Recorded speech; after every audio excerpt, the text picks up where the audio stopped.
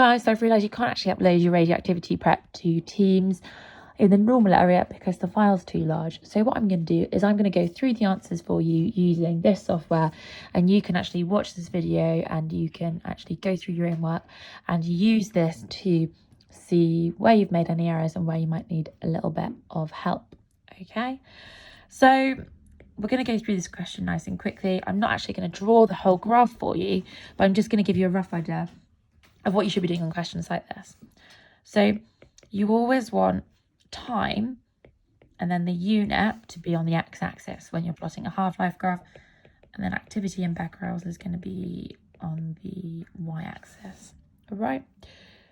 Once you've got your half-life curve that you will have developed by plotting your points, you want to basically work out what you start with. So actually, you're starting here with 980. Yeah. So you'll go down to half that value using your scale, which will be 490. So let's say, for argument's sake, 490 is here. You'll go across using your straight ruler, and then you'll come down like this. And your half-life, remember, will just be the distance between those 2 points on the x-axis, okay, which I've now managed to rub out. So that's how you work out the half-life of a substance from the graph, okay?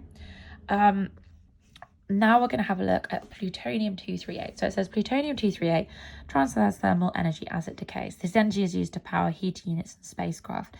The diagram shows a module from a heater unit. Plutonium-238 transfers thermal energy at a rate of 0.56 watts for every gram of plutonium.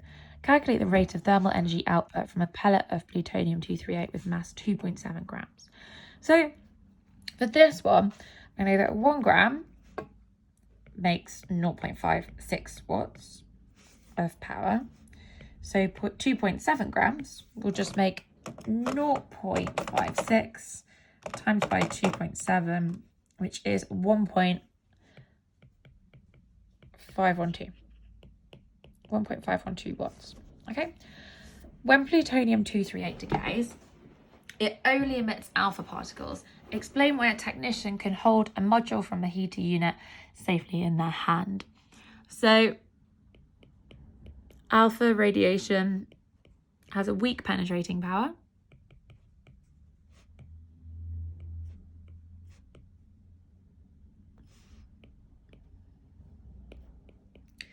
So despite the fact that it's highly ionizing and actually can do a lot of damage to human cells, to our DNA, if it was to come into contact with them, actually it's not going to get through this solid ceramic block. So alpha radiation has a weak penetrating power and therefore cannot pass through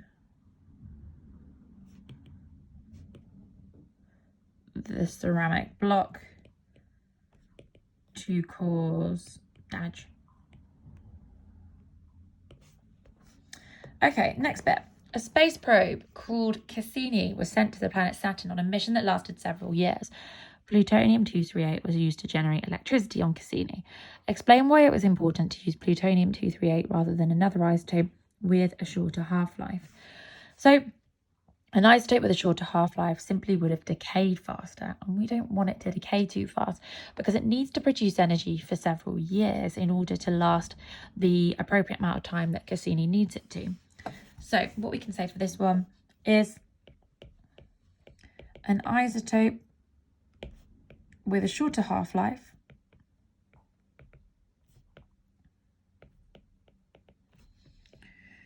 would have decayed too quickly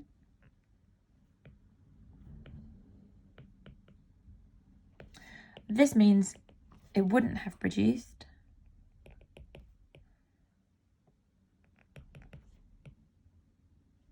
electricity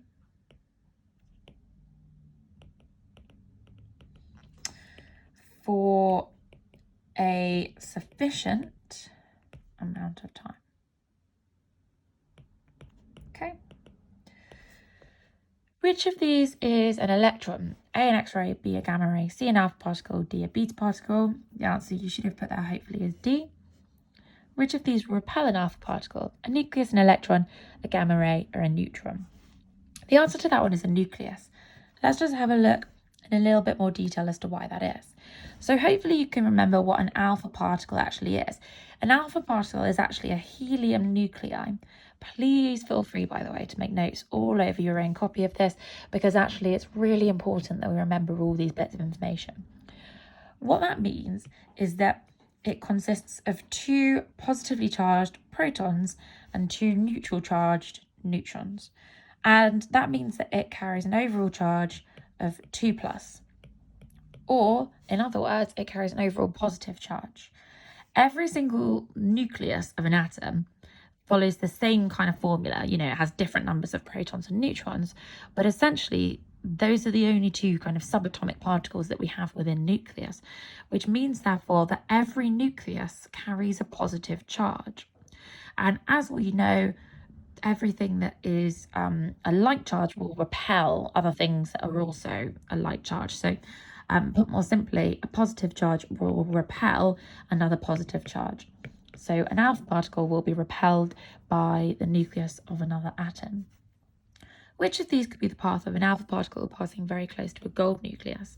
Well, we've already established up here that a nucleus of an atom contains protons which are positively charged and neutrons which have no charge, therefore has an overall positive charge. So we have to assume basically that the gold nucleus has a positive charge. So therefore, which would it do? Well, it's going to be C, because it's going to deflect that nucleus away from it, that alpha particle. The diagram shows how different parts of the body affect the radiation from 4 radioactive sources. Which source only emits alpha particles? So we've got 4 sources here, and only one of them is stopped by the skin, and that's D. So D must be the one emitting alpha particles, because remember, it has a weak penetrating power. Which of these properties is the reason for using alpha particles in a smoke detector? High ionizing ability, low mass, shorter half-life, or long range? The reason that we use it in a smoke detector is going to be its high ionizing ability. If we have a little think about a smoke detector, remember you have the alpha particles that are emitted, and as they traverse that gap, they actually ionize the air. And that ionization process actually causes electricity to breach across the gap and reach this little detector here.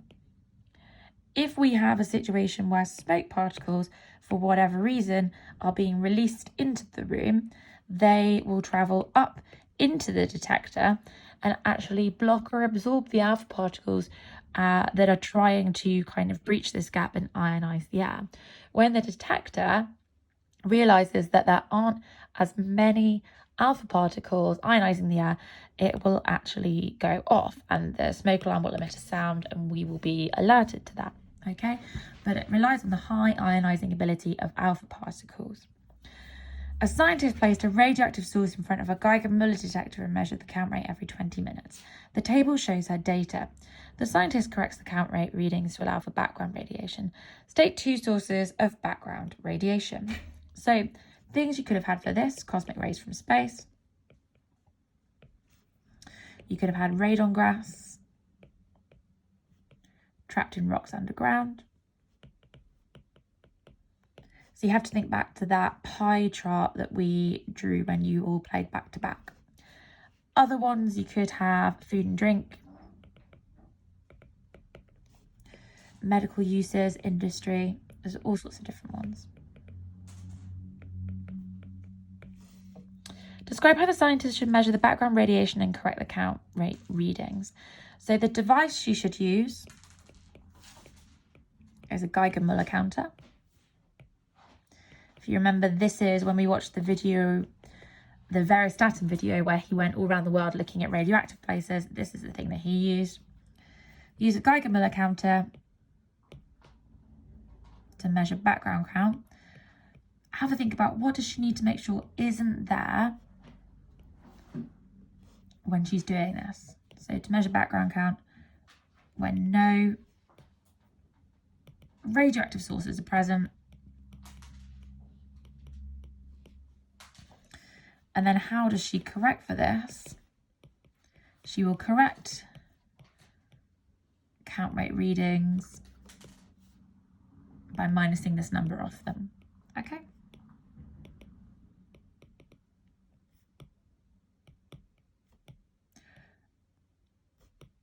Off them. Next part. Plot a graph again of count rate against time and draw the curve of best fit. So again, we should have had our time this time in minutes on this axis, and then corrected count rate in counts per minute on this axis. And again, we should get a nice curve, and we can use the same strategy that I showed you above to work out the half-life by actually looking at the difference that you have. I don't know why that keeps happening. By looking at the difference that you have between the two readings on your x-axis. Okay, if this is still something that you think you could use a little bit more help with, then by all means get in touch on the post or in the chat, and I can go through this in more detail. The radioactive nuclei in the source emit beta radiation. What effect does the emission of a beta particle have on a nucleus? So two things happen. A neutron changes into a proton and an electron. The electron is the bit that's released, and the proton stays within the nucleus. And we know this happens because we can see that the atomic number actually goes up by 1. The scientist needs to reduce the risks when working with radioactive sources, explain why radioactive sources can be dangerous. They emit ionizing radiation. So you need to think back to the lessons we did on things like Chernobyl to think about the dangers of this. This can cause cell death or mutation and cancer.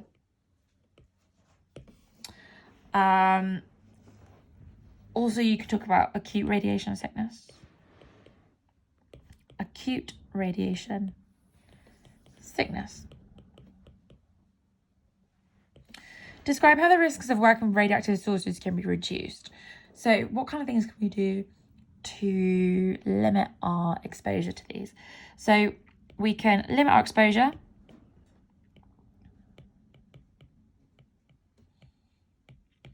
you can wear a lead-lined apron.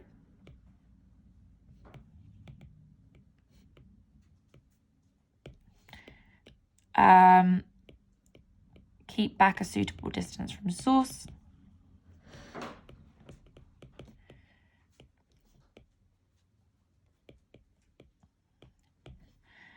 Store in a lead-lined container. Okay. A teacher measures the count from a radioactive source over a 20-minute period. Name an instrument the teacher should use to detect the radiation emitted from the source. That is a Geiger-Müller counter. State 2 sources of background radiation. That's the same as above. So look back again, and it's the same as above. Describe the procedure the teacher should follow to measure the background radiation and correct the count measurement. Again, that is a repetition of the same question as above. So you can look back at those answers. It's good to try and repeat these questions because it kind of hopefully starts to make these things actually stick in your head a little bit. The radioactive source used by the teacher emits beta radiation. Describe how the nucleus of an atom is changed by the emission of a beta particle. Again, that's the same as above. Neutron decays into proton and electron.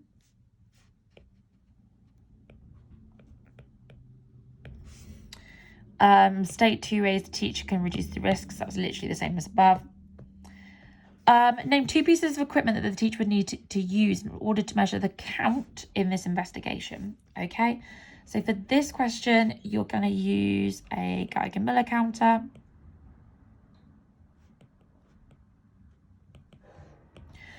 You're measuring the count for 1 minute. So the other thing that you'd need is a stopwatch. Table 1 shows the results of the teacher's investigation. Complete Table 2 by ticking boxes to show which types of radiation are emitted by each source.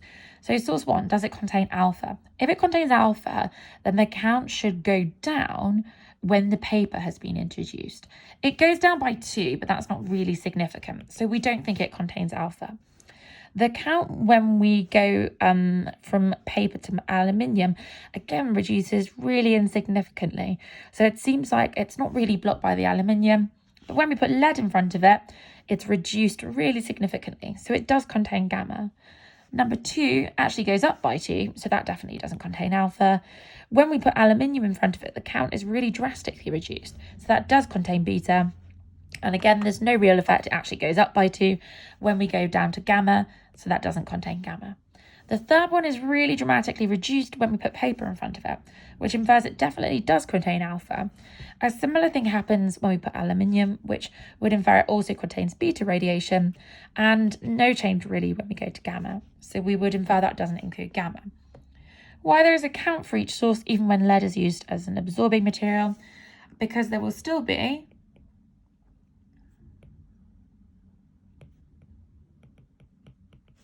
what's that thing all around us that we need to account for? Background radiation. Okay. Another radioactive source, X, has a half-life of 6 days. State what is meant by the term half-life. So, the half-life is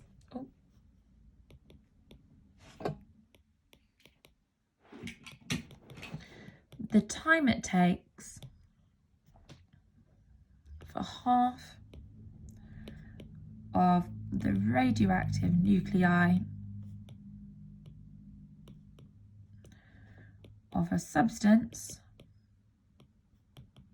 to decay. The initial count for source X is 780 counts per minute.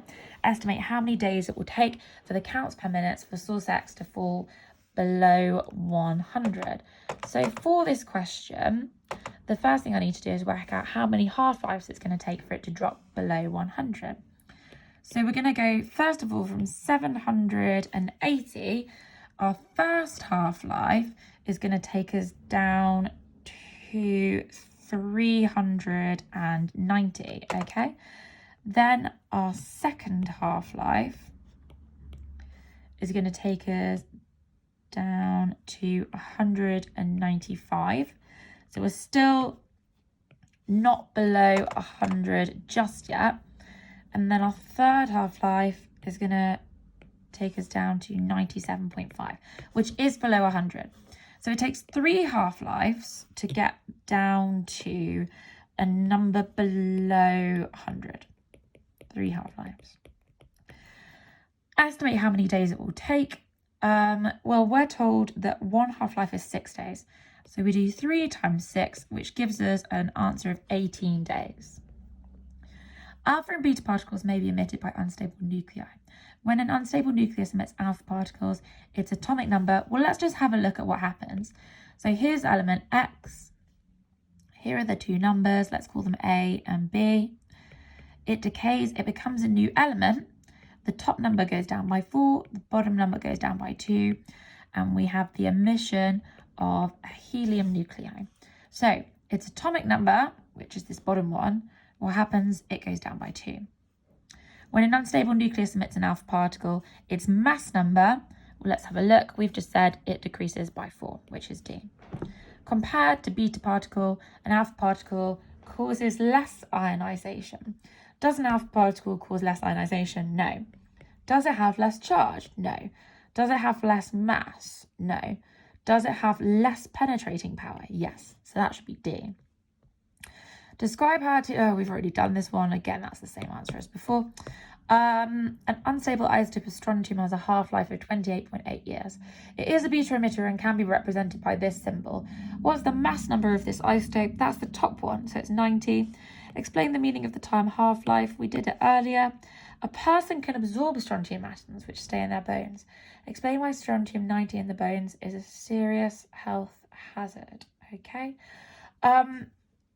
It has a half-life of 28.8 years. So it has a long half-life, which means it will basically hang around inside the human body for a long time. So it has a long half-life. So will remain inside the human body for a long time,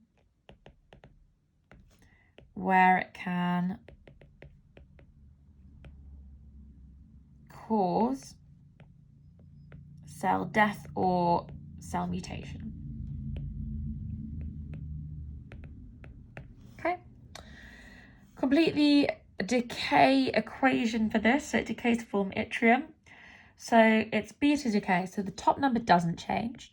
This number should have gone up by 1. That's a 0. That's a -1.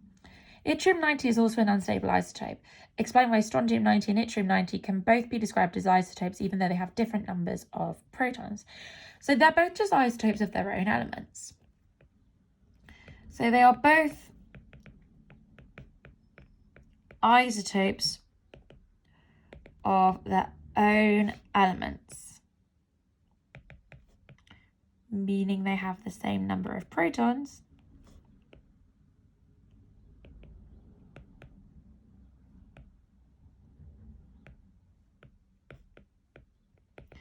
as, importantly, other atoms of that element.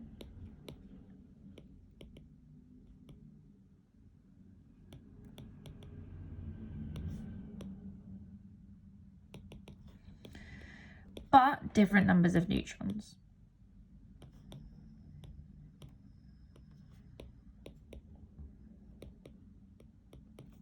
Next bit.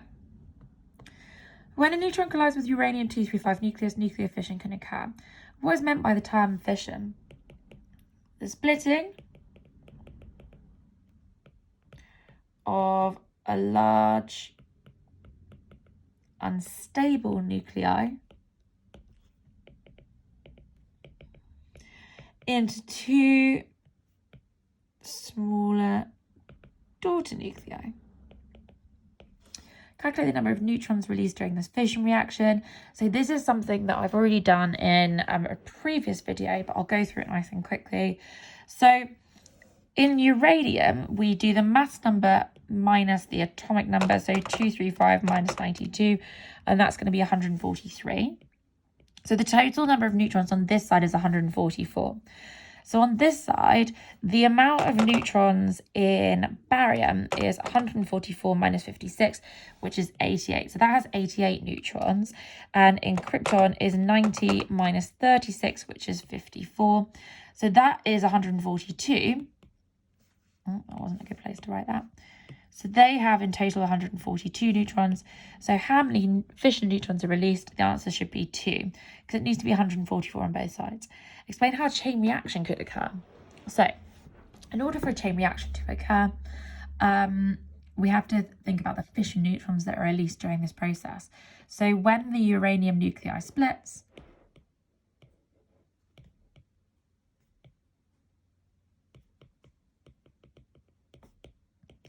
fission neutrons are released. All right. These neutrons are then absorbed by other uranium-235 nuclei, which also undergo fission. With reference to the equation, explain what is meant by a daughter nucleus. It is a smaller nuclei formed when a large unstable nuclei absorbs a slow-moving neutron and undergoes fission. Barium-144 is a radioactive isotope that emits beta particles. Explain what happens to the mass number of barium-144 when it emits a beta particle. So crucially, if we look back up here, we can see that the mass number, oh, I didn't do beta. Okay, right, well, I'll do it now. The mass number during beta radiation emission actually stays the same. So if we have our element X and our numbers A and B, A stays the same. The element changes though, crucially, because B gets one bigger, and then we also have a beta particle emitted like so. So stays the same. And then I'm going to put an explanation as neutron decays into proton. And then you can put in brackets and electron to show that you know that that also would be released. All right, next bit. Complete the equation to show a typical fission reaction.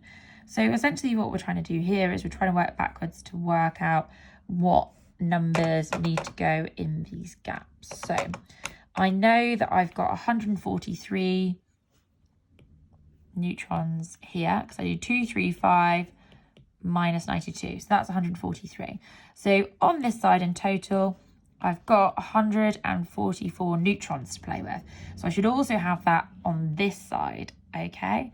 So the first thing that I do in this question is I have a look at which numbers are missing. So barium's atomic number is missing and krypton's mass number is missing. Well, I know that these numbers at the top here must also equal these numbers at the top here, okay? So if I had to begin with a total of 236 on this side, because I've got, sorry, I'll rub out that number so I'm not confusing things. So if I had a total of 236 on this side to begin with, then I should have a total of 236 on this side. So I know that I've got 3 lots of 1 here, and here I've got 142. So I'm going to do 236 minus 142 minus 3, which is 91. So if that's 91, what I can now do is work out the number that should go here.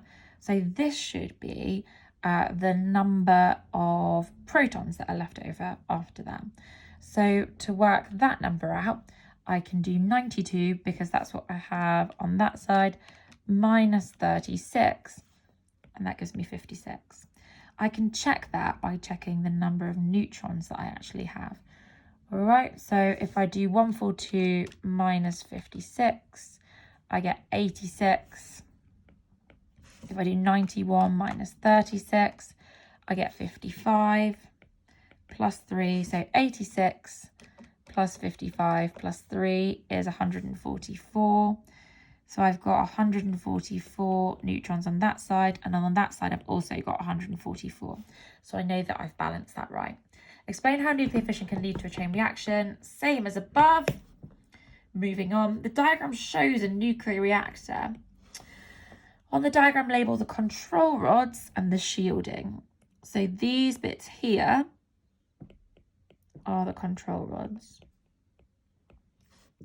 These bits here.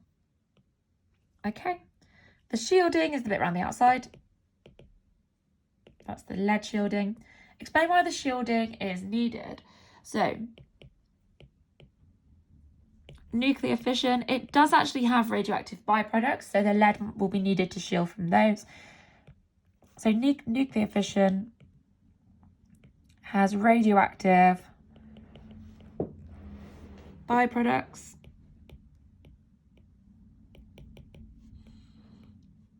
And the lead ensures these do not reach the workers. Nuclear fission also releases loads of heat energy. Also releases a lot of heat energy.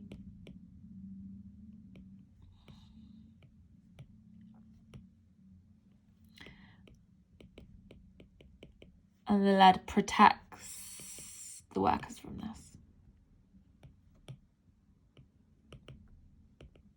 Okay. So, name the process shown in the diagram. That's nuclear fission. Nearly there now, guys. Chain reaction. Done it. Explain the form that this energy takes. The energy from the action will be heat energy and kinetic energy. The energy released in this process can be used in a nuclear power station. What's the purpose of the moderator? The purpose of the moderator is to slow down fast-moving neutrons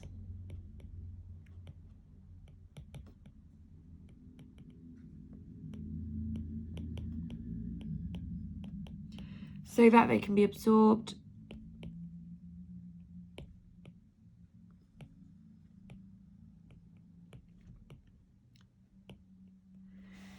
by by uranium-235 nuclei.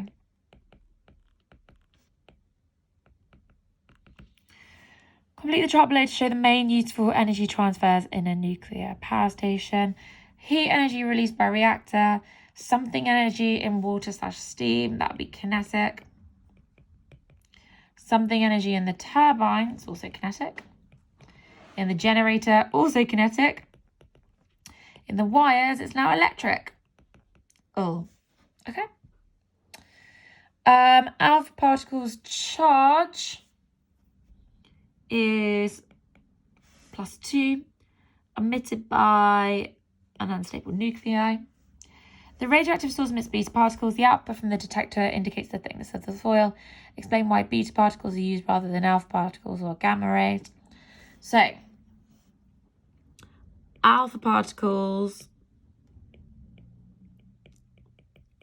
will not penetrate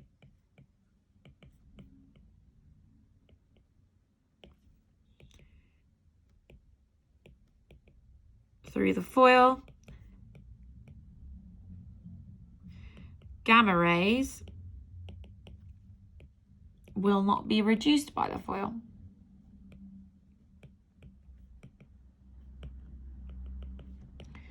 Beta is the only one that will vary.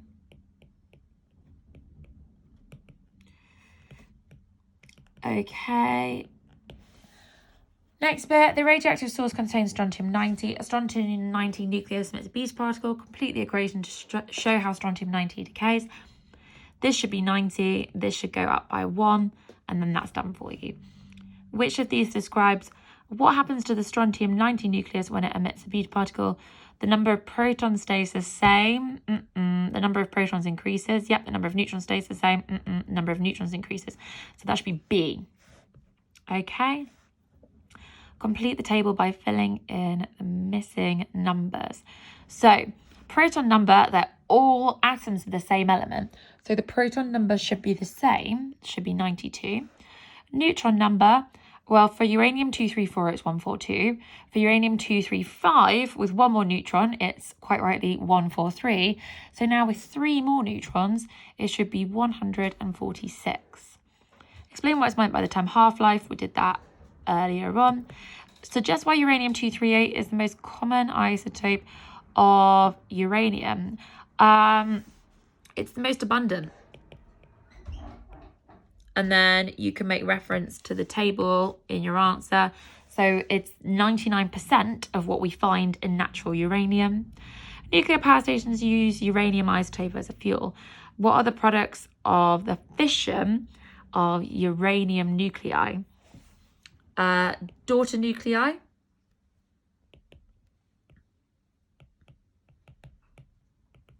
fission neutrons, and one more important thing, lots of heat energy. The diagram shows the reactor in a nuclear power station. What's the purpose of the moderator? We did that one earlier. It's to slow down the fast-moving neutrons so they get absorbed by the uranium fuel.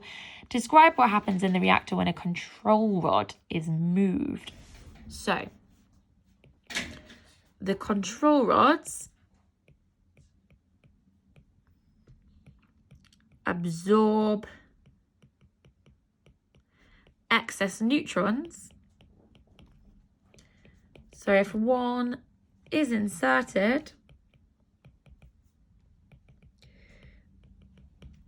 it will slow down the chain reaction. So remember when we were looking at the Chernobyl incident, we were looking at the fact that they took an illegal amount of control rods out of the RMBK reactor, and that's what actually caused the reaction to spiral out of control. There have been several accidents, talking of Chernobyl, at nuclear power stations. The most serious accident caused an explosion in the reactor. The explosion spread material from inside the reactor to the surrounding area. Explain why it's difficult to make the surrounding area safe again after a serious nuclear accident. So there are different things you can say here. The first thing you can say is exposure to the materials from the reactor caused acute radiation sickness.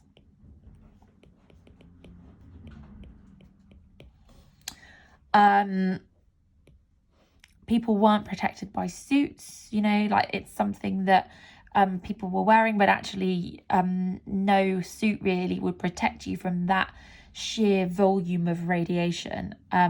So exposure to the materials from the reactor caused acute radiation sickness. No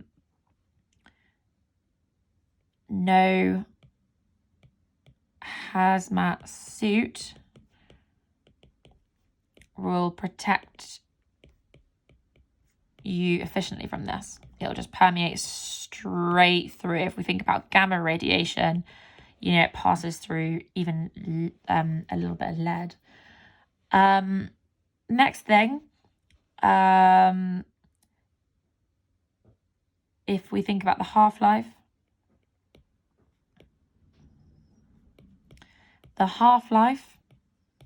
of these materials is long, so they remain active and dangerous for years.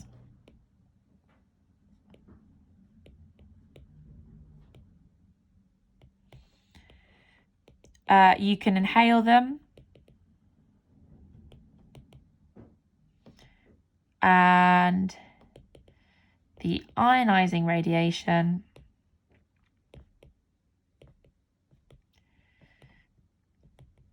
can cause cell death or mutation. So there's all sorts of pretty serious issues. Okay, so I hope that helps. Please do let me know on the post section of Teams or on the chat if you have any issues. But it is really, really important that you go through your own work with a fine-tooth comb, making annotations on your own answers now, and use this video to help you understand this topic in a bit more detail. Okay.